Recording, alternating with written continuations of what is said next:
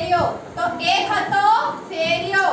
એ ગામે ગામ ટોપીની ફેરી કરતો હતો. શું કરતો હતો?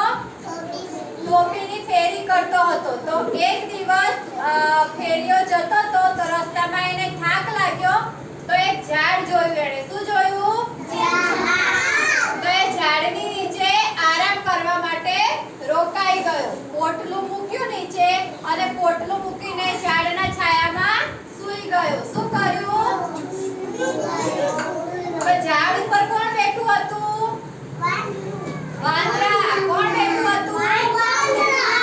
સરસ. તે ઝાડ ઉપર છે ને ઘણા બધા વાંદરા બેઠેલા હતા. તો પછી વાંદરાએ પેલા ફેરિયાના માથા ઉપર શું મૂકેલું જોયું? ટોપી. શું મૂકેલું જોયું? ટોપી. તો પછી બધા વાંદરાએ ફેરિયાભાઈ સૂઈ ગયા એટલામાં પોટલું ખોલી અને બધી ટોપી લઈને માથા ઉપર મૂકી દીધી. એટલી વારમાં થોડી વાર થઈને ફેરિયાભાઈની આંખ ખુલી. શું થયું? ફેરિયાભાઈની આંખ ખુલી. તો ફેરિયાભાઈ આમ જોવે પોટલામાં એક પણ ટોપી હતી નહીં. બધી ટોપીઓ ગઈ. પછી ફેરિયાભાઈ વિચારમાં પડી ગયા કે બધી ટોપી ક્યાં ગઈ?